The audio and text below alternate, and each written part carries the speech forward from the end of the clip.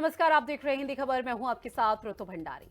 10 नवंबर की वो तारीख जब देश के दिल यानी कि दिल्ली के लाल किले के पास शाम 6:52 पर जोरदार तरीके से धमाका हुआ था।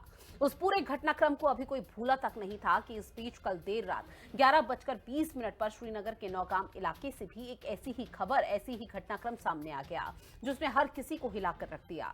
जी हां, नौगाम पुलिस स्टेशन में कल 11:20 पर देर रात ब्लास्ट हुआ, जिसकी गूंज बहुत दूर तक सुनाई थी। अब इस धमाके में मौतों का आंकड़ा बढ़कर 9 हो चुका है, जबकि 27 से ज्यादा लोग इस वक्त अस्पताल में भर्ती हैं, जो कि घायल हैं, और कुछ लोगों की हालत बेहद गंभीर बनी हुई है। वहीं आपको बता दें कि अभी कुछ लोग ऐसे हैं जो लापता बताए जा रहे हैं, जिनकी तलाश मलबे में की जा रही है। प्रशासन को आशंका यह है कि मृतकों की संख्या भी आने वाले समय में शायद और बढ़ सकती है। वहीं पुलिस के वरिष्ठ आला अधिकारियों का कहना है कि फरीदाबाद से बरामद बड़ी मात्रा में विस्फोटक सामग्री और केमिकल्स को जांच के लिए नौगाम थाने लाया गया था। उन्होंने कहा कि सामग्री संवेदनशील थी, इसलिए इसे पूरी सावधानी से हैंडल किया जा रहा था, लेकिन बीती रात अचानक से ब्लास्ट हो गया। अब इस पूरे मामले को लेकर सवाल तो कई उठ रहे हैं, जिनके जवाब आज इसी चर्चा में जानेंगे। भारी मात्रा में विस्फोटकों की बरामदी के कारण पिछले 2 दिनों में यह प्रक्रिया एसओपी के तहत लगातार जारी थी। विस्फोटों की अस्थिर प्रकृति के कारण इसे एक्सपर्ट निगरानी के तहत सावधानी पूर्वक संभाला जा रहा था। हालांकि उसी के दौरान 14 नवंबर 2025 यानी कि कल रात को लगभग 11:20 बजे अचानक एक्सीडेंटल विस्फोट हुआ। इस दुर्भाग्यपूर्ण घटना में 9 लोगों की मृत्यु हो गई और 27 पुलिसकर्मी, 2 राजस्व अधिकारी और 3 नागरिक घायल हुए। Last night, around 11:20 p.m., an accidental explosion has taken place. Any other speculation into the cause of this incident is unnecessary. In this unfortunate incident, 9 people have lost their lives, 1 personnel of SIA, 3 personnel of the FSL team, 2 crime scene photographers, 2 revenue officials who were basically.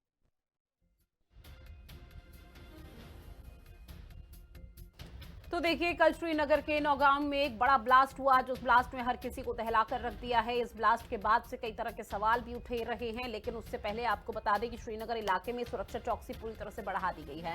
हालांकि प्राथमिक जांच में माना जा रहा था कि ये बड़ा आतंकी हमला हो सकता है, क्योंकि दिल्ली में जिस तरह से आतंकी गतिविधि देखने को मिली थी, उसके बाद से हर किसी के मन में संशय की स्थिति बनी हुई है। कर्नल टीपीएस त्यागी जी ज्यादा चर्चा के लिए हमारे साथ जुड़े हुए हैं, जो कि रक्षा विशेषज्ञ हैं।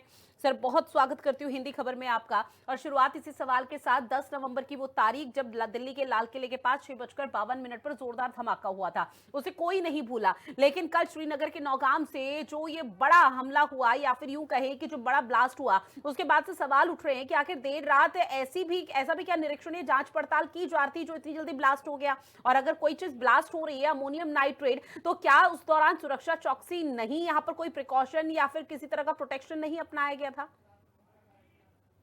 धन्यवाद आपके प्रतिष्ठित चैनल पर मुझे बुलाने के लिए। मैं ये कहना चाहता हूँ, पहली बात तो अमोनियम नाइट्रेट एक्सप्लोसिव नहीं है जी। अमोनियम नाइट्रेट को एक्सप्लोसिव बनाया जाता है दूसरे तरह के ईंधन या दूसरे तरह के इन्फ्लेमेबल मटेरियल को उसके साथ मिलाने के बाद।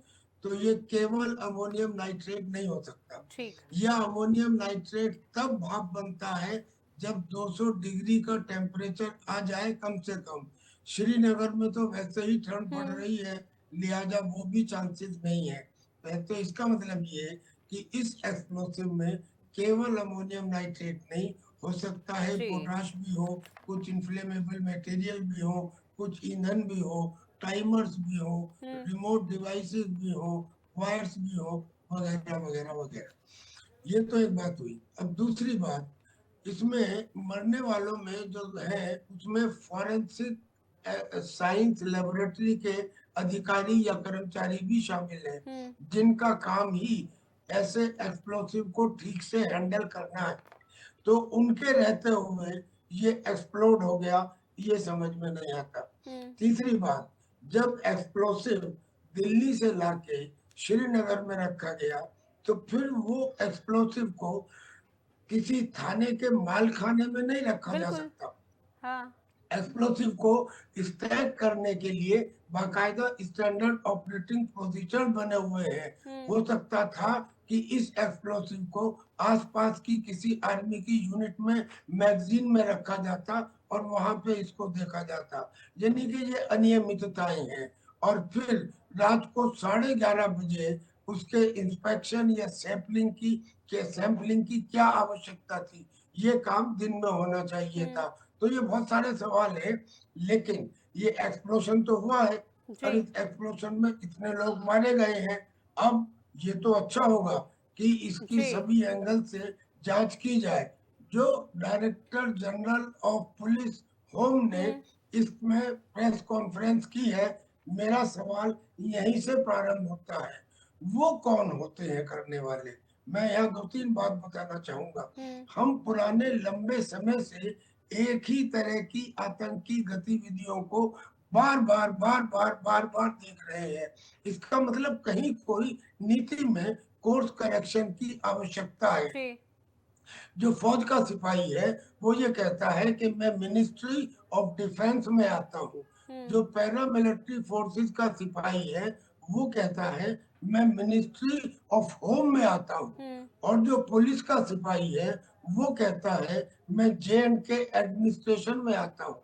अब इन तीनों को मिला के ज्वाइंट ऑपरेशंस की जाती हैं। ज्यादातर वो समय भी ज्यादा लेती हैं, जी। तालमेल भी नहीं हो पाता है और रिजल्ट भी नहीं मिल पाता है। फौज का एक सिंपल सिद्धांत है और वो ये है कि ऑपरेशन छोटा हो या बड़ा हो, कमांडर एक होना चाहिए। तो क्या इसमें कोई रॉकेट साइंस है समझने में कि कुछ मिनिस्ट्रीज ने शायद अपने इंटरेस्ट में इनको अलग अलग रखा है, लेकिन राष्ट्र हित के इंटरेस्ट में, सिक्योरिटी के इंटरेस्ट में इन तीनों एजेंसीज को एक कमांडर के नीचे रहना चाहिए था। अगर ये पहले किया होता ठीक है। तो कम से कम आज की सिचुएशन बिल्कुल। ना देखनी पड़ती। और देखिए, मैं तो धमाके को आपके 6 दिन हो चुके हैं और 6 दिन बाद अगर इस तरह की खबर सामने आ रही तो निश्चित तौर पर ये हर किसी को हैरान परेशान कर देने वाली है। आपकी बहुत सी बातों से मैं पूरी तरह से सहमत हूं। कमांडर भूषण दीवान जी भी हमारे साथ जुड़ चुके हैं, जो कि रिटायर्ड रक्षा विशेषज्ञ हैं। सर, आपका भी बहुत स्वागत करती हूँ हिंदी खबर में। सर, चूंकि देखिए, दिल्ली में जब धमाका हुआ तो उसके बाद लगातार कहा जा रहा था कि देश के दुश्मनों से हमें लड़ना है। फिर उसके बाद घर बैठे ही दुश्मन भी सामने आ गए, जिसमें फिर ये भी कहा गया कि अब घर में जो 4 दुश्मन बैठे हुए हैं, पहले हम उनसे लड़ने, देश के दुश्मनों से हम बाद में लड़ेंगे। लेकिन तब ऐसी जब जम्मू कश्मीर के नौगाम से इस तरह के मामले सामने आ जाते हैं कि अमोनियम नाइट्रेट या जो और कैल्शियम उनके साथ तमाम चीजें यहां पर मिलाई जा रही थी, जिसकी वजह से ये बड़ा ब्लास्ट हो गया। अब ये कहा जा रहा है कि हम अपने आप को दूसरों से तो तब बचाएंगे जब हम अपने आप को खुद से बचा लें। रितु जी, आप सही कह रही हैं। पुलिस फोर्स के हवाले से इस टाइप की चूक बिल्कुल। पूरे इंटेलिजेंस एजेंसी ऑपरेटर्स को, भारत के, चाहे वो स्टेट गवर्नमेंट का हो, सेंट्रल गवर्नमेंट का हो, बड़ी बड़ी कम मात्रा में पेश करती है। आप एक रखा हुआ अमोनियम नाइट्रेट उसको संभाल नहीं पा रहे हैं, ऐसा एक संदेश जाता है जो बहुत ही गलत संदेश है, बहुत ही निंदनीय संदेश है। पर मैं नहीं समझता हूं कि इतनी लापरवाही और चूक हो सकती है। कैसे हुई है, इंक्वायरी बताएगी। पर ऋतु जी, लबोलबाब ये है, हम क्या करते हैं, आपका मीडिया, रिस्पॉन्सिबल मीडिया चैनल है, आप बताते हैं इन बातों को, हो गई ये बातें। आप ये बातें हर कुछ महीनों में, हर कुछ सालों में हो रही हैं। देखिए, ये क्यों हो रही हैं? ये हो इसलिए रही हैं, जो मानसिकता है, जो हमास की मानसिकता थी कि ज्यूज को जीने का हक नहीं, ज्यूज को जीने का हक नहीं, ये मानसिकता जो टर्की से कनेक्शन है, जैशे मोहम्मद के जो लोग हैं वहां पे टर्की में गए और टर्की ने फंडिंग का तरीका भी बताया है, जो टर्की ने हमास को बताया है। आप समझ रहे हैं कि ये मानसिकता क्यों बढ़ रही है। 2014 में पार्लियामेंट के फ्लोर पे स्टेटमेंट बनाई गई थी कि हमारे पास इलीगल घुसपैठिए 5 करोड़ भारत में हैं। आज 10-12-11 साल हो गए हैं, अब तो 10 करोड़ हो गए होंगे। उनको हमारी भारत से कोई लगाव नहीं, और उसका क्या खामियाजा है, ये स्लीपर सेल्स, ओवरग्राउंड वर्कर्स, ये सब बातें तैयार हैं। और एक बात और, हम क्या है, हम इस बात को कहने में शर्माते हैं, हिंदू हमें शत्रु बोध नहीं है हिंदू होने के बावजूद। और ये आगे और बढ़ेगा। और ये इस टाइप का अगर हमने खुराफात रोकी नहीं, उसका एक करेक्टिव मेजर नहीं लिया, और हम क्या करते हैं, हम 2-2 बंगले, 3-3 बंगले और एक बच्चा। और सवाल ये हो रहा है कि हमें तो कहते हैं कि ये किसी को बोला जनाब आपके आग लगी हुई है, आग लगी हुई है, कहता भाई हमें क्या, उसने कहा भाई आपके घर लगी है तो तुम्हें क्या।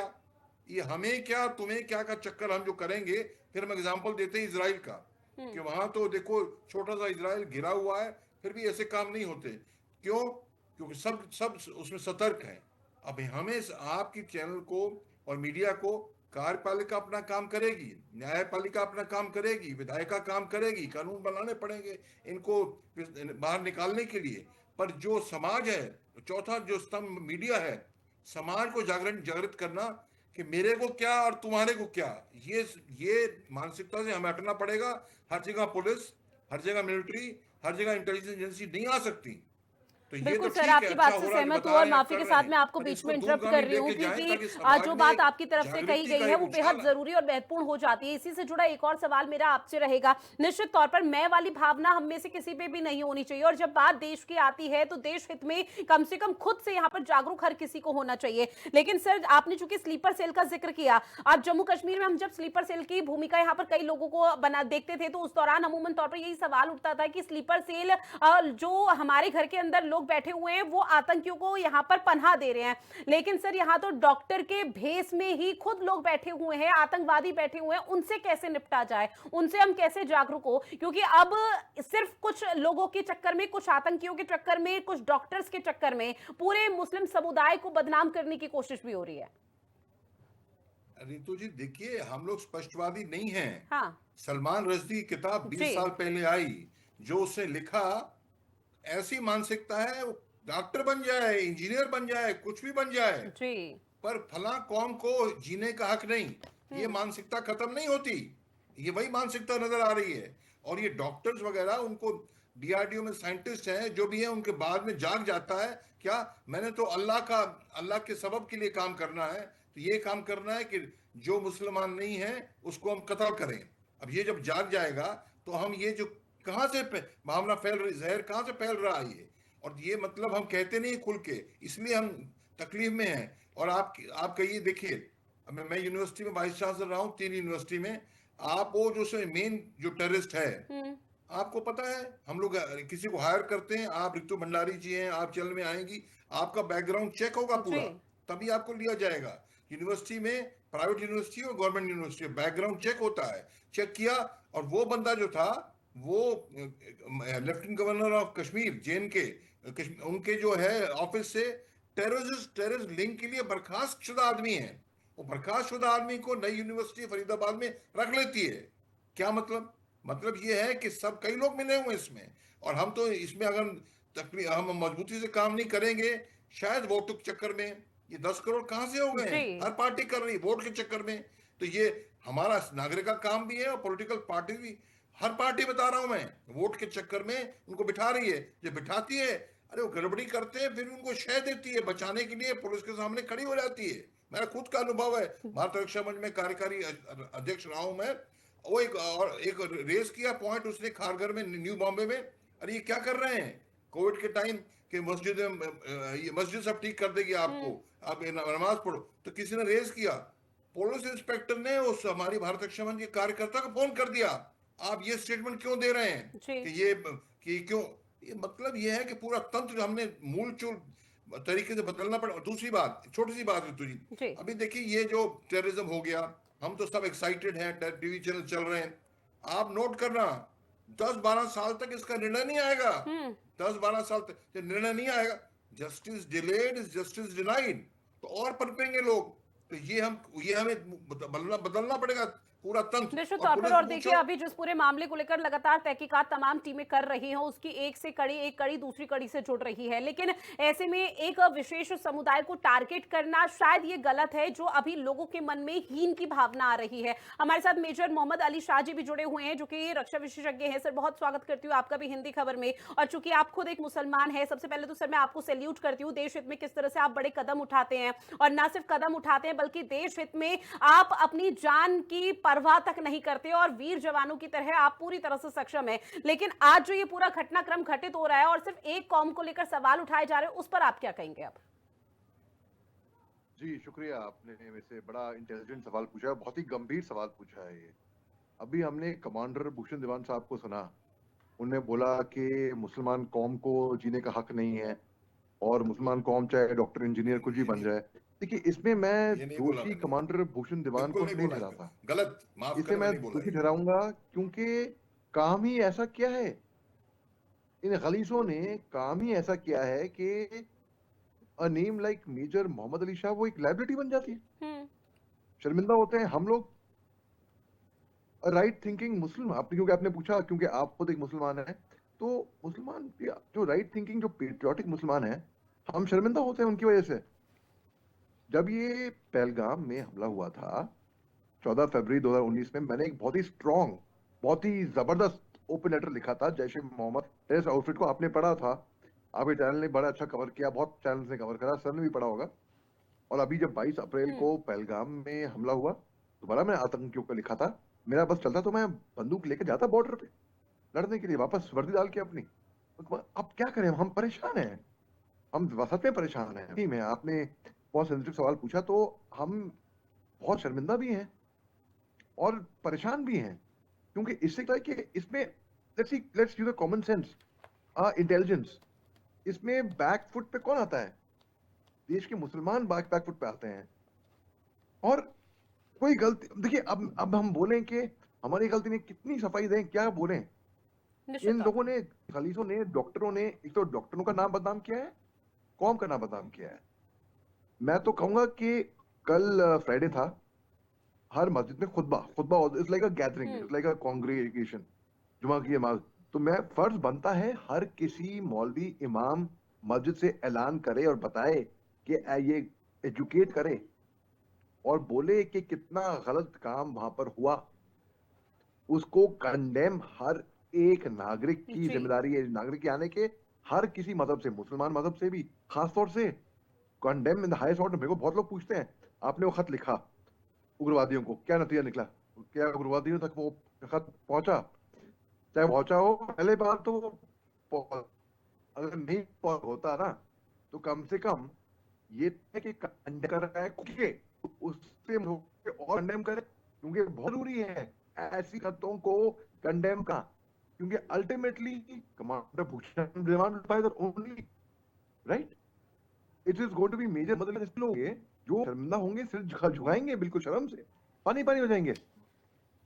कल मेरे दोस्त के एक व्हाट्सएप ग्रुप पे आया कि भाई मैं चाहता हूँ कि सारी मुसलमान कौम शर्मिंदा हो जाए।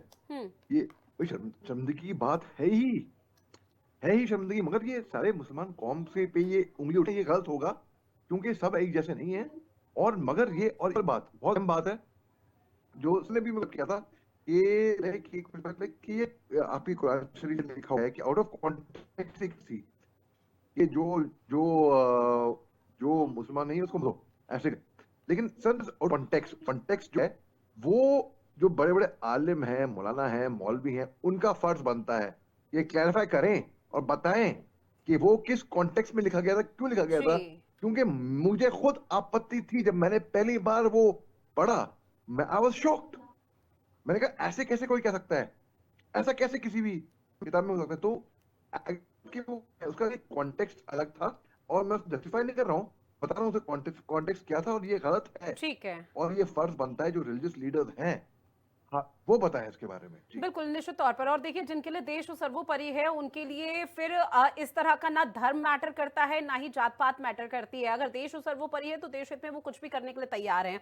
कर्नल टीपीएस त्यागी जी, एक बार फिर से सर आपके पास आते हुए, सर चूंकि देखिए 22 अप्रैल को जब पहलगाम आतंकी हमला हुआ था, जिसमें 22 से 23 हमारे लोगों ने अपनी जान न्यौछावर कर दी थी, उस दौरान भी हमने देखा था, उसके बाद ऑपरेशन सिंदूर चला, तब प्रधानमंत्री नरेंद्र मोदी की तरफ से लगातार इस बात का जिक्र किया जा रहा था और ये पाकिस्तान को चेता दिया गया था कि अगर अब कुछ भी हिमाकत की या फिर कोई भी ऐसी करतूत की पाकिस्तान के आतंकियों ने, तो फिर एक्ट ऑफ वॉर की श्रेणी में होगा। लेकिन जो अभी दिल्ली में 10 नवंबर को हुआ, उसके बाद से जो अभी तक तार खुल, यहां पर परते दर परते खुल रही है, वो जैश ए मोहम्मद से खुल रही है और पाकिस्तान में वो बैठा हुआ है, ये हम सभी को मालूम है। तो क्या इसे भी हम एक्ट ऑफ वॉर की श्रेणी में ही लेकर आए? Why not? जमात उल मोमिनात में जो अध्यक्षा है डॉक्टर शाहीन, उनके तार न केवल जैश ए मोहम्मद से जुड़े हुए हैं, बल्कि उनके तार दुबई से भी जुड़े हैं, जी। पाकिस्तान से भी जुड़े हैं और टर्की से भी जुड़े हैं। जो डॉक्टर उमर मारा गया और जो डॉक्टर मुजम्मिल अभी नहीं है, पकड़े गए जी। हैं, ये दोनों 2021 में टर्की गए थे। इनके पासपोर्ट में एंट्री से पता लगा है, वहां जाके ओकासा से मिले थे। ओकासा जैश ए मोहम्मद का एक खूंखार कमांडर है, यानी कि डायरेक्टली कहे या ना कहे, लेकिन सारी चीजें इशारा करती हैं कि ये एक एक्ट ऑफ टेरर है। जी। हमारे प्रधानमंत्री ने कहा था कि every act of terror will be taken as an act of war. तो अब ये तो उनका जिम्मेदारी है कि वो क्या एक्शन लेते हैं। लेकिन अभी मोहम्मद अली शाह ने अच्छी बात कही कि जो सभी मौलवी हैं वो फ्राइडे की नमाज में ये कहें कि ऐसा नहीं होना चाहिए। अब मैं एक सवाल पूछता हूँ, क्या कोई ऐसा मौलवी है जो मदरसे में ना पढ़ा हो? क्या कोई ऐसा मदरसा है जिसमें यह ना बताया गया हो कि हम केवल अल्लाह को मानते हैं, जो अल्लाह को नहीं मानता वो काफिर है, काफिर को मारना और उसकी औरतों और दौलत को लूटना माले गनीमत है। जब ये चीजें बचपन में बता दी जाती हैं तो वो दिमाग में बैठ जाती हैं।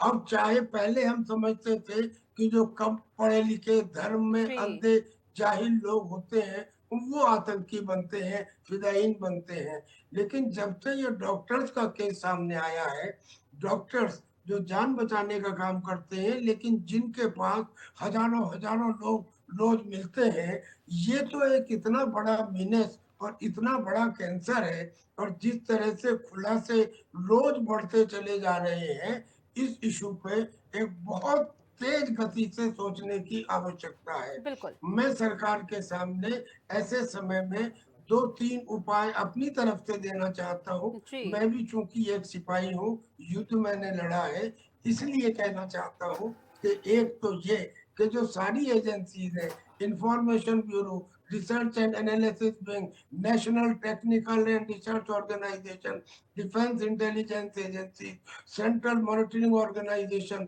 करीब ऐसे 20 नाम है। ये जो एजेंसीज हैं ये अलग अलग काम करने की बजाय एक यूनिफाइड कमांड में काम करें।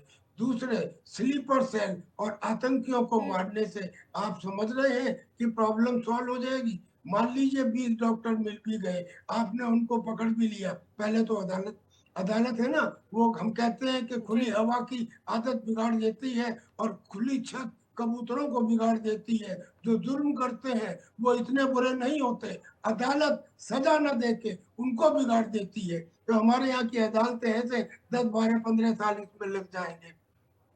लिहाजा वो आंसर नहीं है। आंसर ये है कि स्लीपिंग सेल को जो पॉलिटिकल पैट्रोनेज मिल रहा है, now this word is very important. कोई स्लीपर सेल सरवाइव ही नहीं कर सकता। क्या कोई प्लांट बगैर ऑक्सीजन में रहे सरवाइव कर सकता है? Out of question. लिहाजा पॉलिटिकल पैट्रोनेज जो जड़ है उस पे प्रहार करो, और वो प्रहार ऐसा नहीं है कि आप 1000 आदमियों के ऊपर प्रहार करो। एक नेचुरल प्रिंसिपल है, सिद्धांत है कि जब कोई प्रॉब्लम ज्यादा बढ़ जाए तो किसी एक व्यक्ति को छांटो ठीक और है। उसे तादाद से ज्यादा सजा दो, बाकी लोगों को ऑटोमेटिक इबरत हासिल हो जाती है। जी। क्या हम नहीं जानते कि पाकिस्तान में नहीं, कश्मीर में कौन वो मेंबर ऑफ पार्लियामेंट है जो वहां बैठ के कहता है कि पाकिस्तान ने चूड़ियां नहीं पहन रखी, या कोई मेंबर ऑफ पार्लियामेंट कहता है कि हिंदुस्तान की फौज चाइना से तवांग में पिट के आ गई, या एक मेंबर ऑफ पार्लियामेंट कहता है जी। कि चीन का रूल अगर हिंदुस्तान में आ जाए तो अच्छा है। ये 3 भाषण आम आदमी ने नहीं दिए, ये मेंबर ऑफ पार्लियामेंट ने दिए। तीनों में से किसी एक को तो पकड़ो।